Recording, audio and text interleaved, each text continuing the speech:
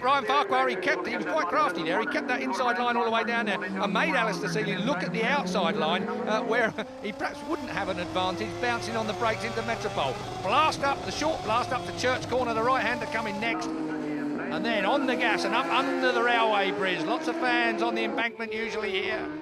Up towards Black Hill and onto the coast road. Difficult part of the track, this muscling the bike from one side to the other. It's almost short circuit style through this set of corners, Steve, onto the coast road. Really got to work hard at it. Yeah, if you know the track well and you're good through here, it's the place to make up time. Remember, Seeley won this race here last year, so he's going for his second win now. Can he do it? There we have a shot from the helicopter. This is down towards Juniper Hill chicane. He's on the outside. Is he going to try and cut round? I would think Farquhar. Oh, look at that! Cut the nose off of Ryan Farquhar there. That was a very, very brave move. Farquhar keen to get back on the gas as well and almost spun the rear out from underneath him. No traction control or any of those electronic mods as far as Superstock racing is concerned. These are raw road bikes. Farquhar having a good season on the short circuits in Ireland so far. He really has had some great results, certainly at the Thames River. Over the start line we go one more time to start the third lap. Left-hander on the gas now, out towards the curve, and now this track will have cleaned up a fair bit as well. Remember, early on in the racing, might have been a bit of dust out towards the edges of the track. They do as much as they can, sweeping it, but it doesn't always work that well right out close. Les Shaky Shan still on the 77 bike there, hanging on the back of the tail, but it is all about these two at the moment. Alistair Seeley, battered and bruised after that massive, must have been 150 odd mile an hour off, one of the biggest. Oh, Bruce Anstey is out. TAS Hector and Philip Neal will be distraught. Well, that's one of the three out of the winners' enclosure. Bruce Anstey, what, a 9 times winner here, debuted in 2002. Still not a man with a win this week so far. Hope that's not the bike I rode earlier in the week. You wouldn't have revved it that high. No, certainly wouldn't have. I certainly never raced nor rally when I'd been on it. Right, we're still on board with the Harker Kawasaki now. There's the gas station on the right. We go over a bit of a jump here. The front wheel come up in the air just a fraction, and there it is on the leap down towards Station Corner. This is where you carry your momentum through here.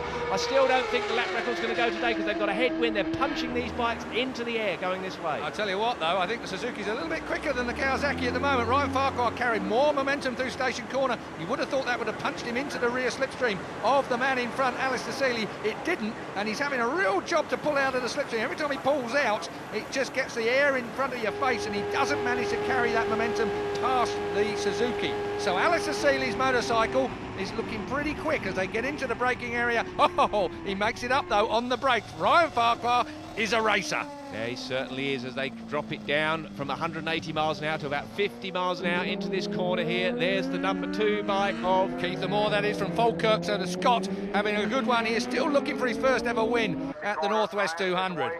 Meanwhile, it's Ryan Farquhar. Now, he's pulled a bit here. He made that braking manoeuvre into University, but across the link road, he seems to have pulled a little bit. Let's take a look and see whether there's a reason for that.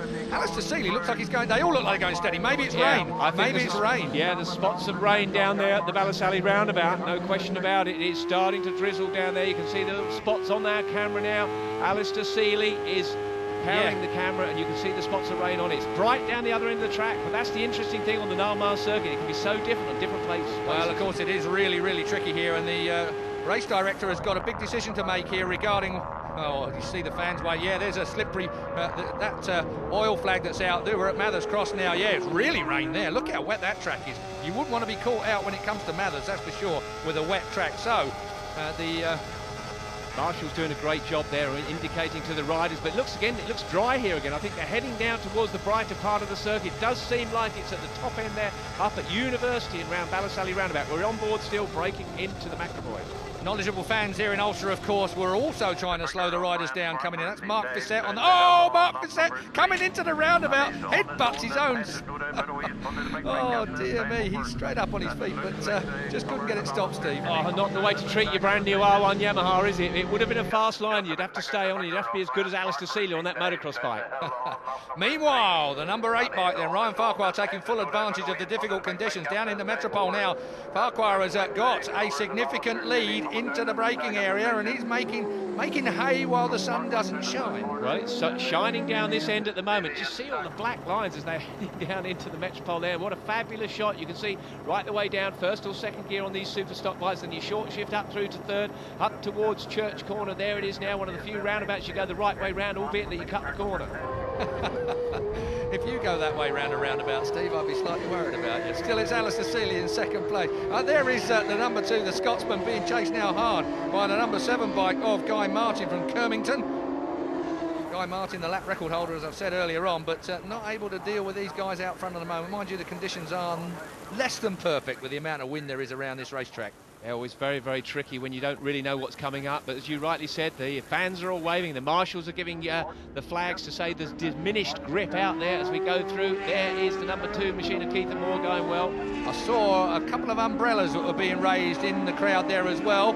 And I know I should be keeping my eyes on the racing, but in circumstances like these, I think the riders look for that as well. They see a lot of umbrellas going up, then they know it's getting slippery in that area. This really is. It's a lot of caution regarding these riders now. You can see they're really taking it just that little bit steadier.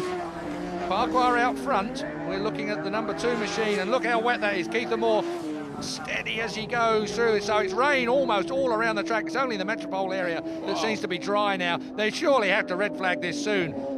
Yeah, there's going to be a problem here, there's no doubt about it. You can see now, look at that, Connor Cummins, he's pulled in, he's decided that's enough, number 49. And yet it's dry coming down towards York.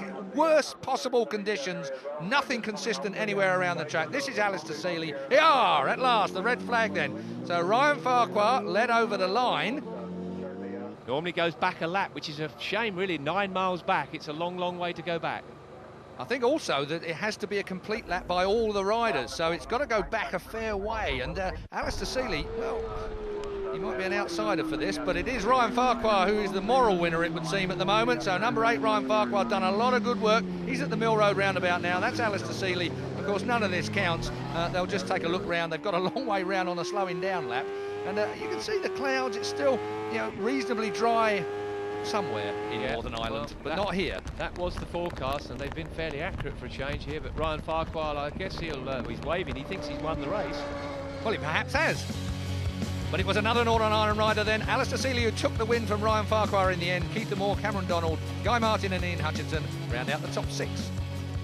Especially after the Supersport race, that wee slip off, it took me sort of the warm-up lap and the first lap to get dialed in, and I seen Ryan on the first lap. He was very aggressive and trying to make a break, and once I got that first lap out of the way, I got back into the groove and carrying big speed through them fast corners, sort of